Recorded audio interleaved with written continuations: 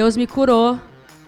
Ele vai fazer isso com você também. Eu passei por isso e você vai conseguir passar por isso também. E eu chegava em casa e falava, cara, eu tô falando isso, mas eu tô mentindo. E isso me consumia muito, assim. Nem sei direito como que eu fui parar no The Voice. Pensei, tipo, milhares de vezes antes de ir. Até minha mãe falar, você vai sim.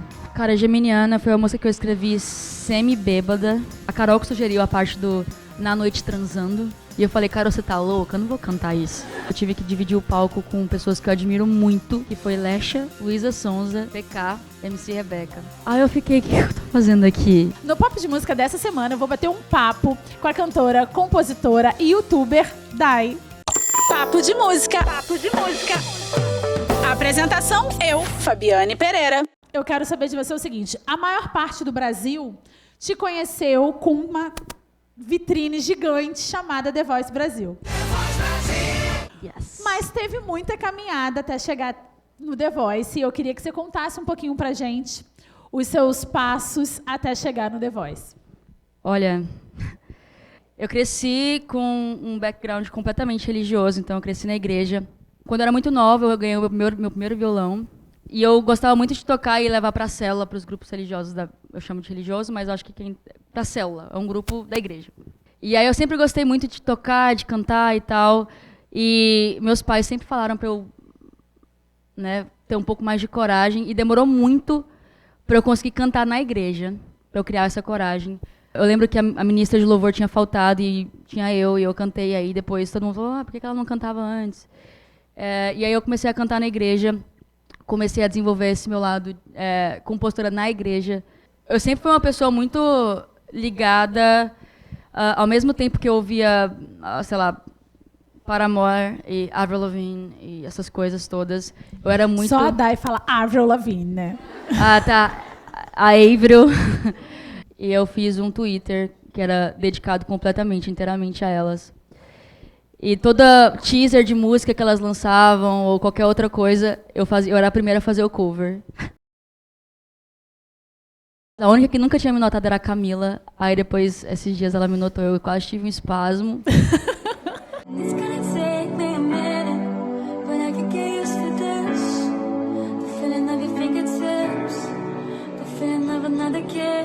E aí eu passei pro YouTube. Só que só falando inglês e cantando em inglês, até eu perceber a necessidade real de que, pô, tô no Brasil, eu acho da hora, né? Tipo, eu abrir mão um pouco disso e começar a cantar em português. Aí eu tive muita dificuldade para encontrar músicas em português com que eu me identificasse. Até que uma vez no Spotify eu encontrei Deixe-me Ir. Ei, amor, eu tô contigo independente do caô. Você sabe que aonde você for eu vou. E eu fiz o cover de Deixe-me Ir, e aí foi quando tudo começou realmente a acontecer. Ei, amor, eu tô contigo independente do caô. Cê sabe que aonde você for eu vou. Tá na hora da gente se encontrar e se amar, negar. Nem sei direito como que eu fui parar no The Voice. Se você me perguntar, eu não sei. Era uma coisa que eu não planejava. Toda vez que eu pensava nessa possibilidade, eu arrancava da minha cabeça, porque eu achava que não era o que Deus tinha pra mim. Pensei, tipo, milhares de vezes antes de ir. Até minha mãe falar, você vai sim. Você vai na marra. A gente briga por bobeira demais, a gente vira o tempo, vira por bobeira demais. E eu não era o The Voice material, né? O material que as pessoas esperavam de um The Voice. Porque quando você assiste, liga na TV e coloca no The Voice, o que você espera é alguém que canta...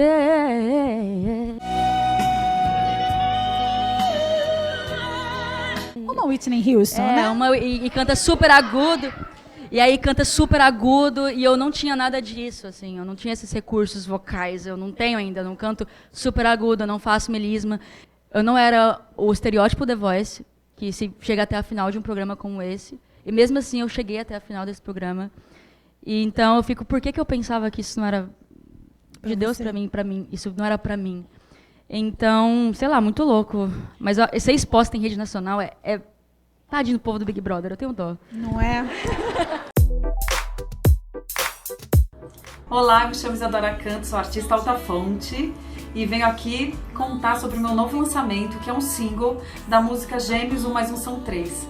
Fui convidada a compor esse tema e foi de uma inspiração deliciosa e ao mesmo tempo maluca, porque eu tive 2 filhos, só que cada um no seu tempo, não ao mesmo tempo. E pra compor essa canção eu tive que fazer uma vivência dentro de mim como se eu tivesse tido os 2 ao mesmo tempo. E foi uma loucura, foi uma vivência muito legal. Então eu queria convidar vocês da Papo de Música a ouvir meu novo single, Gêmeos 1 mais 1 são 3, em todas as plataformas digitais. É isso aí. Muito obrigada. Como é que foi esse caldeirão para você? Tendo uma formação religiosa bastante forte, se assumindo e se entendendo e se aceitando como lésbica, estando no meio de uma exposição nacional. Assim, você gastou quanto em terapia? Eu te falo que, na verdade, eu nunca tinha feito terapia até mês passado. Porque eu acho que mês passado foi quando eu acho que tudo começou a sucumbir. Assim, eu falei, mano, eu tô lascada, eu vou ter que ou desistir de tudo, ou eu vou ter que, sei lá. E nem eram as questões da minha sexualidade. No momento em que eu me aceitei, e eu ainda estava na igreja, nessa época, eu falei, de verdade, caguei. Quando minha mãe sabia, quando ela passou a ver o meu posicionamento de eu estar me aceitando, e ela ver que aquilo que, claro, me atingia, mas não me atingia ao ponto de mudar o que eu achava que Deus achava em relação a mim, porque era isso que ela queria. Hoje ela tem outra cabeça. Mas para mim foi muito punk o processo de eu me aceitar e não das pessoas olharem para mim e falarem alguma coisa. Porque como eu cresci nesse ambiente, eu tenho 24 anos e eu fiquei lá até os 20. Ou seja, foi ontem que isso aconteceu. Então, para mim foi muito difícil eu ter que olhar para as pessoas e falarem e mentir na cara delas. Falando assim, Deus me curou, Ele vai fazer isso com você também. Eu passei por isso e você vai conseguir passar por isso também. E eu chegava em casa e falava, cara, eu tô falando isso, mas eu tô mentindo. E isso me consumia muito, assim. Mas depois de me entender, eu me sinto na responsabilidade de fazer com que as pessoas entendam e também, tipo assim, cara, tá tudo bem, sabe? Tipo, paz, tá tudo bem. Porque para mim o maior exemplo é minha mãe. Minha mãe, no começo, ela, tipo, acabou pra ela, o mundo acabou, ela me falou besteira pra caramba, e eu fiquei assim. E aí, do nada, tipo, você vê tanto que representatividade importa, ela viu num programa a Gretchen falando sobre o Tami. Hoje, vendo você feliz, vendo você realizado com esse corpo que você tem hoje, com esse cabelo que você tem hoje, por você ter retirado os seios, por você ser realmente aquilo que você queria, eu tô muito orgulhosa. Eu sou muito orgulhosa de você.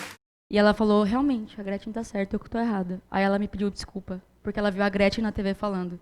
E por que então que as pessoas não vão me ver falando sobre, seja no The Voice ou em outro lugar, que elas não vão se sentir, tipo, representadas e falar, caramba, sim, é verdade. Porque foi assim comigo. Sei que você também tá pensando quando a gente ficava delirando na noite transando. Como é que foi esse processo de criação de Geminiana e de você colocar Geminiana no mundo? Cara, Geminiana foi uma música que eu escrevi semi-bêbada. Depois de uma festa com... Quem nunca, né? Só que a gente escreve o quê? Mensagem no WhatsApp. Eu já tinha escrito várias músicas no meu EP, eu escrevi junto com o Vitor, que é o Vitão, com a Carol. Eu acho que meu EP ele tem muita personalidade, não só minha, mas eu consigo ver muito ainda do Vitão no meu EP, no jeito de escrever. E aí eu consegui me enxergar um pouco mais quando eu lancei Na Sua Mão, que foi uma música que eu escrevi sozinha. Eu nem sei mais se seria capaz de me perder só pra te ter. Então as melodias são minhas, a letra é minha, então é impossível falar. Na Sua Mão é a música mais eu, que vocês provavelmente ouvirem, não sei se é a que vocês mais gostam, mas é a mais eu, que mais me representa. E aí Geminiana eu escrevi junto com o Thier, que é meu empresário, junto com a Carol, que dispensa comentários. A Carol estava sóbria, e eu e o Thier, a gente estava meio alterado. E eu queria fazer uma música, eu estava escutando Se Der Pra Responder, eu lembro. Me digo por que de ter ido embora, por que de não voltar agora. E eu falei, eu quero escrever uma música tipo isso. Só que aí na hora de produzir, eu vou produzir ela completamente diferente. Porque o que as pessoas vão esperar dessa música é que eu faça ela voz e violão. Então eu não vou fazer voz e violão. Eu sou do contra, né? E aí de manhã a gente fez assim, eu queria que fosse uma música de amor. Eu lembro que quando a Carol que sugeriu a parte do Na Noite Transando. E eu falei, Carol, você tá louca? Eu não vou cantar isso. Aí depois a gente foi cantando e começou a soar tão bom. Aí eu, caramba, vou ter que cantar. Aí depois eu falei, cara, eu canto, tanto faz, eu falo um monte de bosta lá, e na sua mão eu falo um monte de bosta. Eu vou lançar. Quando eu escrevi Geminiana, eu não estava pensando em ninguém, foi uma história aleatória. Mas aí quando eu fiz o clipe, exatamente por sentir o peso e a responsabilidade de ser uma cantora assumidamente lésbica, e não existem muitas... Não existem muitas. A gente sabe que tem muitas, Tô mas não, pensar. não assumidamente temos não a Ana existem. Carolina, temos Maria Gadu, mas elas estão em outro cenário da música que, né, acho que não tem muito a ver comigo, musicalmente falando. Então, eu senti realmente o peso e a necessidade de fazer um clipe com aquela mensagem, mas eu acho que ela virou um conjunto completo depois de ter tudo, depois de ter o arranjo, depois de ter o clipe. Eu tô com um monte de presença ilustre aqui do meu lado. Priscila, venha cá mais perto. Lulu, Di Ferreira, Silva, que momento histórico! Além de cantar, compor, ser youtuber, enfim, tu é minha coleguinha de trabalho, né? Tu arrasou na cobertura do Rock in Rio. Como é que rolou esse convite? E foi difícil também, porque você acabou entrevistando colegas seus, né? Sim. Nossa, então, o primeiro contato que eu tive com esse negócio de entrevista foi... Negócio de entrevista. Esse negócio de... Desculpa, com todo respeito. Tá bom? Com todo respeito, né? Foi no Multishow, no Música Boa, foi quando eu vi a Isa pela primeira vez. Eu achei que eu não ia ter postura pra fazer um negócio desse. Eu não vou mentir pra você, Carol, eu tô muito nervosa. Você tá nervosa? Eu também tô, né? Porque assim, vai ter Gil, Ana Vitória, Nath Roots e ainda por cima a Isa maravilhosa. Pois é, eu tô muito nervosa. Inclusive, a gente tá aqui. Tava ali nos camarins, ó, tô até gaguejando já. Eu achei que eu ia desmaiar. Perfeito, parece uma entidade. E eu tentava sempre focar no que eu sei falar, música. Eu sei falar de música. E não focar tanto nas informações decoradas que eu tenho que saber, que eu teria que saber pra, né, dar em algum lugar. Então eu tentava focar na minha experiência como cantora e como artista e projetar naquele artista que eu tava conversando. Então isso tem funcionado até agora. Aí eu fiz o Lola. Eu tô muito feliz de estar aqui. Eu tô até um pouco nervosa, não sei se vocês separaram, mas eu tô um pouquinho nervosa. E foi só na internet. Na internet eu tenho mais liberdade, que foi onde eu nasci, né? Tipo, nasci na internet. E aí, no Rock in Rio, quando eles fizeram o convite, eu sabia que ia ser pra TV e me deu um cagaço, cara. Só que até então eu não sabia onde eu ia ficar. Eu ia ficar no lugar que eles consideram mais de boa. Aí eu fiquei um dia nesse lugar, daí mandou bem, então vamos colocar ela ali. Aí eu fui parar que é lá no House Mix, que eu sempre via na TV e achava, tipo, absurdo. Eu falei, gente, como é que a pessoa dá conta de ficar falando lá enquanto tem que esperar? Aí eu fui parar lá.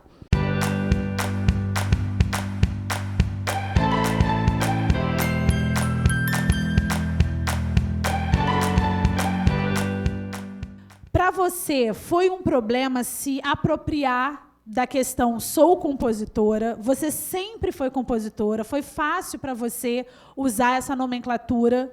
Como é que foi? Eu tenho muito orgulho de me autodenominar compositora, muito. A única dificuldade que eu tive para isso foi o fato de compor em português. Eu tive que treinar muito isso. E uma das pessoas que me ajudou bastante foi o Vitor. Depois que eu comecei a participar de camping, eu vi o tanto de pouca mulher que tem. E eu não parava para me atentar. Tanto que depois que eu fiz, por exemplo, o camping que saiu Não Perco Meu Tempo, da Anitta, tinha muito homem. Eu não consigo. Agora, parando para pensar, eu acho que tinha 3 mulheres nesse camping. O resto, eu juro, tinha muita gente e tinha umas 3 mulheres. Se for pra reclamar, não perco meu tempo pra te encontrar. E se você terminar... E aí, depois que a gente viu a necessidade disso, eu participei de mais uns 3 campings que foi só pra mulher. Homem nem podia pisar.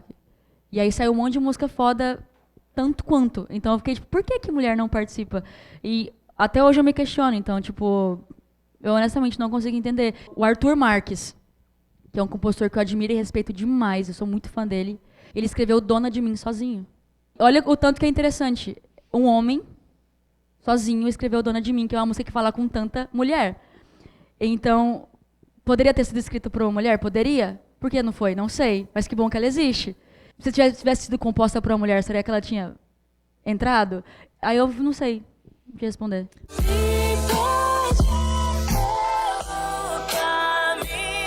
Dai, você canta, compõe, youtuber, é apresentadora, repórter. Quais são Danço. seus planos? Dança? Brincadeira. Não, danço. Eu provavelmente falaria isso depois também, mas eu tô num momento da minha vida que eu tô revivendo tudo que me fez ser eu até hoje, desde o meu passado religioso até as minhas raízes musicais, que é o punk rock, o pop rock e o pop. Participei de um festival outro dia que eu tive que dividir o palco com pessoas que eu admiro muito, que foi Lesha, Luísa Sonza, PK, MC Rebeca. E eu. Aí eu fiquei, o que eu tô fazendo aqui? Eu não sei, porque, tipo, se você compara o pop, eu costumo chamar o meu pop de pop underground, pelo fato de não ser um pop considerado mainstream. Mas quando eu subi no palco e eu cantei, e eu fui extremamente e eu cantei o que eu queria cantar, enfim, eu me senti tão em casa. E eu vi que aquelas pessoas que estavam ali rebolando e dançando ao som de Luísa e de Lesha também estavam curtindo o que eu estava fazendo. Aí eu falei, não, a gente não precisa segregar o pop como a gente segrega. O pop tem que sair da caixa. E o meu plano para esse ano e para os anos seguintes é tentar contribuir de alguma forma com as minhas músicas para tirar o pop da caixa. Muito interessante você falar isso. E uma outra questão que me faz pensar também é: você surgiu na internet, você nasceu na internet, como você mesma disse, e a internet tem uma baita audiência, mas ainda não é audiência radiofônica e ainda não é audiência televisiva, né? Você sente essa diferença? Sinto. Porque quando você faz uma música, fala, essa música não é rádio o suficiente. Essa música não é pop o suficiente. Essa música não tem um refrão. Aí você fica, caramba, mas eu quero fazer essa música. Então, por mais que eu tenha muita sorte de estar num ambiente que as pessoas deixam eu cantar sobre o que eu quiser, e por mais que com muita relutância fala, Dai, você tem certeza que você vai lançar essa música? Eu falo, tenho certeza que eu vou lançar essa música. Mas o refrão não sei o quê, o que você acha de deixar um pouquinho mais comercial? Eu falo, não, é isso aqui. Acho que se você falar que minha música essa aqui tem cara de rádio, eu falo, então tá errado. É complicado, porque eu não sei se essa coisa de tipo, comercial ou não comercial vai embora algum dia. As pessoas assumem já, tipo, isso aqui não é rádio suficiente. Como você sabe que não é rádio suficiente? Você tocou pra você saber? Então, assim, eu meio que tô deixando as coisas acontecerem naturalmente, ver onde leva, e não pensar, tipo, eu vou fazer essa pensando que talvez a rádio vai tocar. Não, eu vou fazer pensando no que eu acredito e que se a rádio quiser acreditar também, que bom. Se não, tudo bem também. Quem falou em final? Quem falou? Quem falou em final? Quem falou? Palhinha! Eu queria que você contasse pra gente o seguinte e desse uma palhinha. Queria que você falasse pra gente um pouquinho da importância da Pitty na sua vida e desse uma palhinha de uma música da Pitty que você goste muito. Tá, a Pitty. Cara, tipo, a Pitty, eu fui perceber que ela tinha um impacto muito grande em quem eu sou, inclusive graças a ela, que talvez eu tenha uma possibilidade de uma mulher do pop rock, tipo, que ainda está nativa e ainda faz as coisas dela, ainda lança as músicas dela. Eu acho que talvez a Pitty tenha aberto essas portas lá atrás para eu estar aqui hoje e ser alternativa se eu quiser. E aí, quando eu fui parar para analisar as composições da Pitty, eu fiquei, meu Deus, Equalize. Eu canto nos meus shows e eu cantava na sua estante, inclusive cantei no The Voice. São letras muito boas, inclusive um dos motivos de eu ter desejado tanto aprofundar um pouco mais minhas letras, não deixar minhas letras tão... Elas são boas, mas eu comecei a achar elas meio superficiais. E aí, quando eu escutei Pitty, de novo, cantando nos meus shows, eu falei, cara, ela tá falando de amor, mas ela tá falando de amor de uma forma que, tipo... Eu vou equalizar você numa frequência que só a gente sabe. Eu te transformei nessa canção Pra poder te gravar em mim. Você tem fãs muito apaixonados. Queria que você desse uma palhinha de uma música de um artista que você seja muito apaixonada também, que você consiga entender os seus fãs, porque você é tão histérica e tão apaixonada quanto eles. No bom sentido, Nossa, não peraí. histeria, gente. É que no momento que eu tô, poderia cantar de várias pessoas que eu sou a fangirl da vida. Poderia cantar de Halsey, poderia cantar de Fifth Harmony.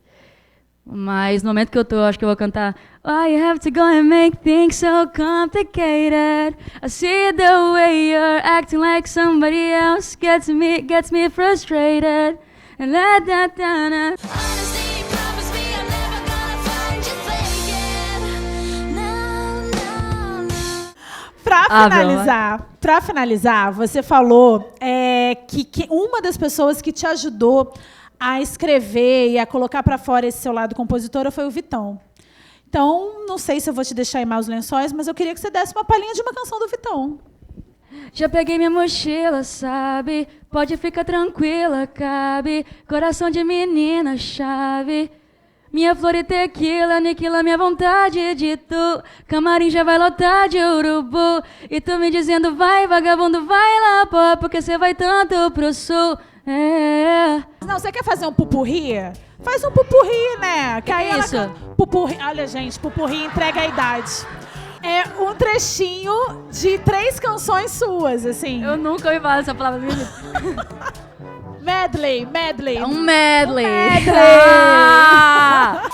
Sei que você também tá pensando quando a gente ficava delirando na noite transando. Me diz o que você vai fazer. Até minha cama tem saudade. Sei que você também tá pensando quando a gente ficava delirando na noite transando. Me diz o que você vai fazer.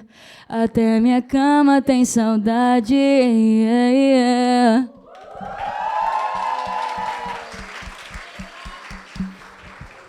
Obrigada. Dai, muito obrigada.